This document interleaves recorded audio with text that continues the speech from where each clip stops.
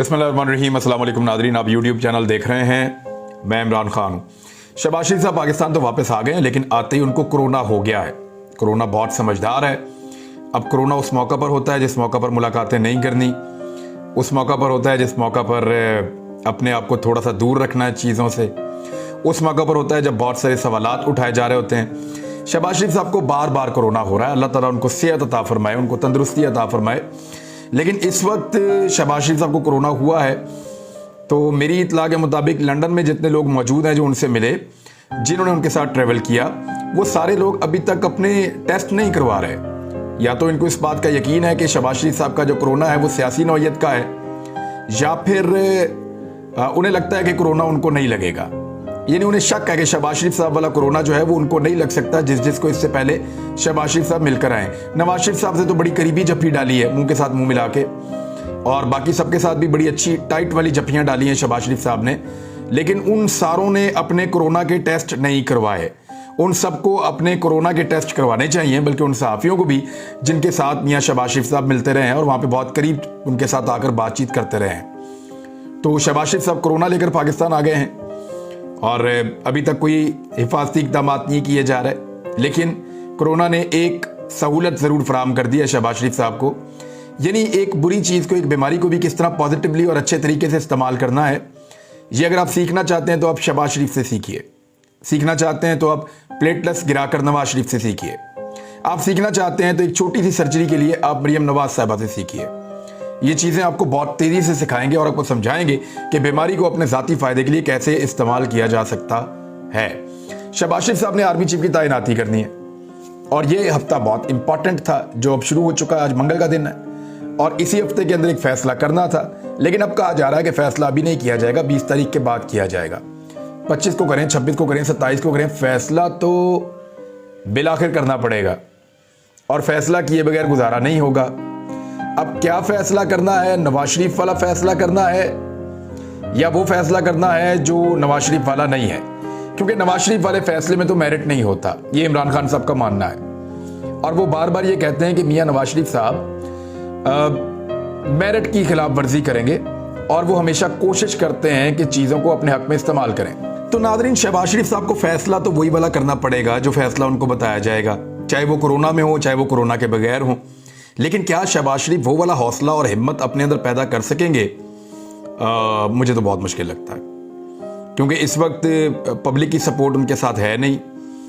और NRO 2 जिस तरह उन्होंने लिया है, जैसे उन्होंने रजीम चेंज ऑपरेशन किया है, इन सारी चीज़ों का हिस्सा बनने वाला शख्स कभी भी अपने मोहसिनों के साथ बिगाड़ नहीं सकता। तो बिगाड़ने का इम्कान तो मुझे बहुत मुश्किल लग रहा है। बहरहाल नवाज शरीफ साहब ने पूरी कोशिश की है कि वो अपनी मर्जी का फैसला करवाएं, लेकिन मियां साहब वाला फैसला मेरिट का नहीं होता। आज बिलावल की जुबान आपने सुनी?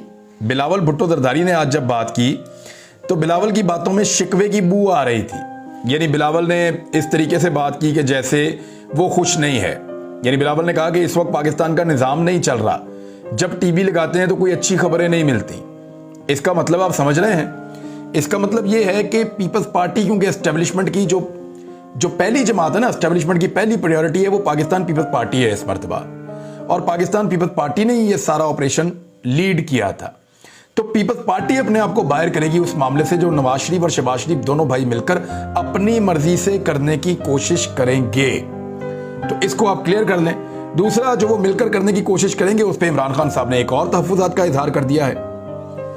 इमरान खान साहब ने कहा कि नवाज शरीफ नए आर्मी चीफ से कहेंगे कि इमरान खान को नाअहल करवाएं। ये इमरान खान साहब ने कहा है कि नवाज शरीफ नए आर्मी चीफ को कहेंगे, जो नया आर्मी चीफ आएगा उसको ये कहेंगे कि इमरान खान को नाअहल करवाएं जनाब। और इमरान खान ने इल्ज़ाम आयद किया कि नवाज शरीफ जिसको भी आर्मी चीफ लगवाएंगे उससे कहेंगे कि किसी न किसी तरह इमरान खान को नाअहल करवाएं। और ये बात उन्होंने अपने चिश्तियाँ में जो वो जलसा कर रहे थे इमरान खान साहब, क्योंकि चिश्तियाँ वो गए नहीं, वहाँ पे जो कारकुन, क्योंकि हर तरफ से अब लॉन्ग मार्च निकल पड़ा है और हर तरफ से आगे बढ़ता चला जा रहा है, तो जो चिश्तियाँ वाले कारकुन हैं उनसे बात करते हुए इमरान खान साहब ने ये कहा है। ख्वाजा आसिफ साहब ने अब एक बयान दाग दिया इस मौके पर। उन्होंने कहा जी कि आर्मी चीफ की तैनाती के लिए नून लीग का कोई फेवरेट नाम नहीं है। वजह यह है कि ख्वाजा साहब भी एस्टेब्लिशमेंट के बहुत करीबी आदमी हैं। ख्वाजा साहब जब पिछली मरतबा इलेक्शन हार रहे थे उस्मान डार से, तो इन्होंने आर्मी चीफ को फ़ोन किया था और बकौल ख्वाजा साहब के उसके बाद मामला उनके हक में चले गए। तो जनरल कमर जावेद बाजवा साहब को इन्होंने फ़ोन किया कि मैं इलेक्शन हार रहा हूँ, और उसके बाद फिर ख्वाजा आसिफ साहब इलेक्शन जीत गए। ये बात अब रिकॉर्ड का हिस्सा है, मैं इसके ऊपर और कुछ कहना नहीं चाहता। तो ख्वाजा आसिफ साहब भी एस्टेब्लिशमेंट के बहुत करीब हैं, वो नवाज शरीफ और एस्टेब्लिशमेंट के दरमियान इस इख्तलाफ का हिस्सा नहीं बनना चाहते। लिहाजा उन्होंने कहा कि नून लीग का कोई फेवरेट नाम नहीं है, और उन्होंने कहा कि 18 या 19 नवंबर के बाद ही आर्मी चीफ की तैनाती के हवाले से मुशावरत होगी। सिपा सलार की तैनाती के लिए मुस्लिम लीग इनका कोई फेवरेट नाम नहीं है। अब कह रहे हैं कि मुशावरत होगी, और पहले कह रहे थे कि नवाज शरीफ के साथ मुशावरत के लिए शहबाज शरीफ बरतानिया गए हैं। अब बहुत सारे सहाफ़ी, बहुत सारे लोग कह रहे हैं कि सीनियरिटी लिस्ट में जो सबसे सीनियर होगा ना, वो पाकिस्तान का आर्मी चीफ बन जाएगा। तो ये दो लिस्टें शुरू होती हैं। एक लिस्ट शुरू होती है जनरल आसिम मुनीर साहब के नाम से, दूसरी लिस्ट शुरू होती है जनरल साहिर शमशाद साहब के नाम से। अब जो आसिम मुनीर साहब वाली लिस्ट है, वो पिछले साल अक्टूबर में जब मैंने इस पे प्रोग्राम किया तो GHQ से मुझे बड़ा सख्त उसके ऊपर शिकवा आया। बहुत ताकतवर लोगों ने मुझे शिकवा किया कि आपने ये नाम कहाँ से डाल दिया भाई, ये तो 27 नवंबर को रिटायर हो रहे हैं, लिहाजा इनका नाम नहीं है। जो टॉप प्रायोरिटी के ऊपर जो लिस्ट में पहला नाम है वो जनरल साहिर शमशाद साहब का है। तो मैंने कहा जी मैं इसको ऐसे कर दूं। उन्होंने कहा जी आप इसको ऐसे भी ना करें, आप इसको ख़त्म ही कर दें। तो रिक्वेस्ट करके उसको मेरे से ख़त्म करवाया गया था, मुझे आज भी याद है। और थोड़ी सी इसके ऊपर जो है वो तलखी भी हो गई थी। मैंने कहा बाकी जगहों पे ये लगा हुआ है, इसको वहाँ से हटवाएं। तो उन्होंने कहा जी पहले हम सब जगह से हटाते हैं, जब हट जाएगा तो आप देख लीजिएगा, फिर आप भी इसको अनलिस्ट कर दीजिएगा। तो तब मैंने बाद में इसको अनलिस्ट उनकी रिक्वेस्ट के ऊपर कर दिया था। मेरे पास आज भी वो पूरा का पूरा वीलॉग पड़ा हुआ है रिकॉर्ड के तौर पे, मैं वो दिखा सकता हूँ। अब एक और फेक न्यूज़ है, वो मुझे आपके साथ शेयर करनी है।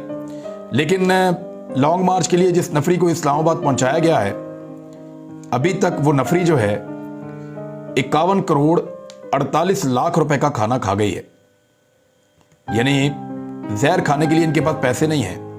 मुख्तलिफ सूबों से पुलिस को इकट्ठा किया हुआ है, FC को इकट्ठा किया हुआ है, रेंजर्स को भी, इस्लामाबाद पुलिस को भी, और अब उनको खाने रोजाना की बुनियाद पे खिलाए जा रहे हैं। तो गरीब मुल्क का 51 करोड़ 48 लाख रुपए का खाना खा गई पुलिस। अब जिन लोगों को इमरान खान की 1 करोड़ की सिक्योरिटी के ऊपर या 2 करोड़ की सिक्योरिटी के ऊपर एतराज होता है, साबिक वज़ीर-ए-आज़म सबको मिलती है, हर एक को मिलती है। साबिक आर्मी चीफ है उसको भी मिलती है, सबको मिलती है। लेकिन आर्मी चीफ के ऊपर कोई नहीं पूछता कि साबिक आर्मी चीफ को इतनी सिक्योरिटी क्यों मिल रही है और उसके ऊपर कितने पैसे खर्च हो रहे हैं। क्या कभी किसी ने पूछा कि साबिक चीफ जस्टिस को कितनी सिक्योरिटी मिलती है और उस पर कितने पैसे खर्च होते हैं? कोई भी नहीं। क्या कभी किसी ने पूछा कि साबिक आर्मी चीफ को कितनी सिक्योरिटी मिलती है और उसके ऊपर कितने पैसे खर्च होते हैं? कोई भी नहीं।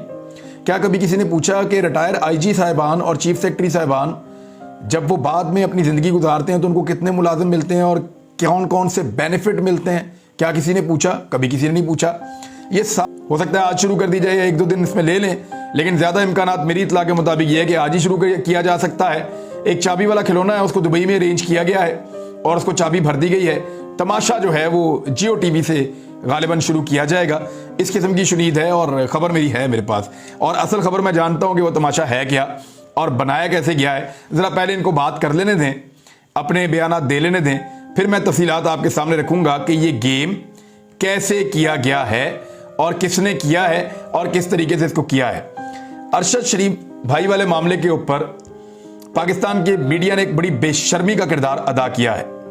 समा TV ने तो हद ही पार कर दी है।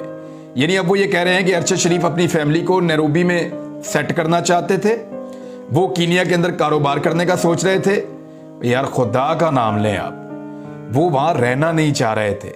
जिन लोगों से उनकी बात हो रही थी वो वापस आना चाह रहे थे। उन्होंने अपनी वाइफ को क्या कहा था, उनकी वाइफ से आप पूछिए। वो कब वहां से निकलने वाले थे और अब कहां जाने वाले थे, ये भी आप पूछिए। अगला मुल्क कौन सा था जिसके लिए वो अरेंज कर रहे थे, ये भी आप पूछिए। ये सारा कुछ मैं आपको बता दूंगा, लेकिन झूठ तो ना बोलें। अपने ये तो गिद्ध भी नहीं खाते अपने भाई का गोश्त, तो आप अपने शहीद होने वाले भाई का गोश्त खा रहे हैं, उसके साथ आप जुल्म कर रहे हैं। यानी अरशद शरीफ वाले मामले के ऊपर ना हमारा हर मौक़िफ़ दुरुस्त साबित हो रहा है। पहला मौक़िफ़ ये था कि अरशद शरीफ का वाकया हादसाती तौर पे नहीं हुआ। हम ये कह रहे थे उनको कत्ल किया गया है और ये टारगेट किलिंग का वाकया है और अरशद शरीफ को बाकायदा घात लगाकर मारा गया है, उसको जानबूझकर कत्ल किया गया है। पहला मौक़िफ़ हमारा ये था। कीनियन पुलिस ने कोई और मौक़िफ़ दिया कि हादसा हो गया। वही मौक़िफ़ जो है मिस्टेकन आइडेंटिटी वाला पाकिस्तान हुकूमत ने भी दिया लेकिन वक्त ने साबित किया कि जो हमने कहा था वो ठीक साबित हो रहा है। और अब पोस्टमार्टम की रिपोर्टें बता रही हैं कि कोई 3 फुट से, कोई कह रहा है 6 फुट से गोली चली है। अरशद शरीफ साहब को गाड़ी के अंदर से गोली मारी गई है। कुछ लोग कह रहे हैं कि अरशद शरीफ साहब को गोली मार के बिठाया गया है।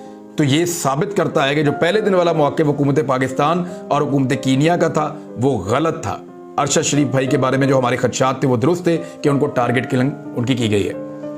दूसरा मौक़िफ़ बनाया गया कि 3 घंटे तक टॉर्चर किया गया। अब पोस्टमार्टम की रिपोर्टें और बाकी सारी चीजें हम पहले दिन से आपको बता रहे हैं कि 3 घंटे तशद्दुद वाली बात हमें हजम ही नहीं होती और टाइमिंग भी मैच नहीं करती।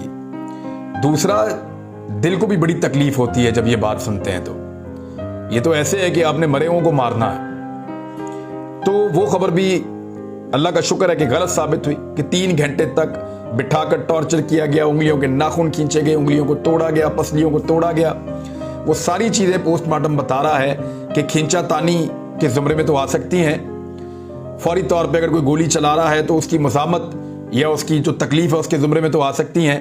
लेकिन वो एक तसलसल के साथ कत्ल करने से पहले जो एक बाकायदा बांध के पकड़ के टॉर्चर होता है उसके जुमरे में उन्होंने इनकार कर दिया है दोनों पोस्टमार्टम ने कि ऐसा नहीं हुआ।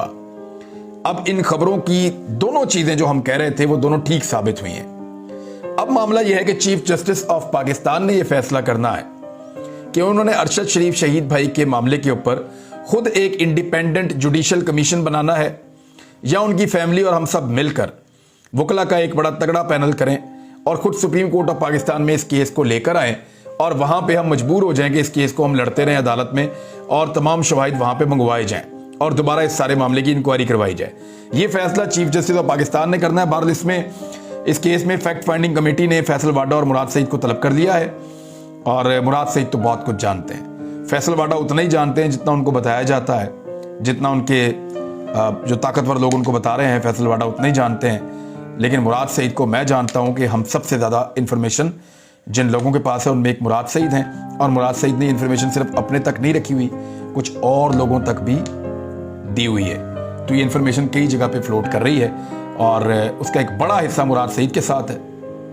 तो वो बहुत कुछ बता सकते हैं, लेकिन उसके लिए ज़रूरी है कि पहले इस कमीशन को उनकी फैमिली जो है अरशद भाई की वो कबूल करे। इमरान खान पर हमले की तहकीकात के लिए जो JIT कायम की गई है पंजाब में, उसने काम करने से इनकार कर दिया है।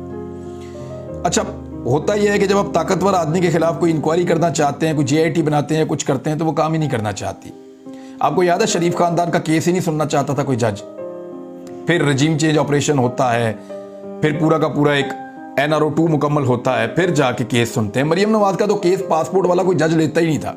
4-4 मरतबा जो है बेंच टूटे हैं, जजेस केस सुनना ही नहीं चाहते थे, इतना तंग थे। तो इसी तरह जो ये ताकतवर लोग हैं इनके खिलाफ भी कोई नहीं चाहता कि वो किसी JIT का हिस्सा हो। राणा सनाउल्लाह है, शहबाज शरीफ है, चलो ये तो आम आदमी हो गए। मेजर जनरल फैसल नसीर हैं, ISI के DGC हैं, तो वो एक बड़ी बात है।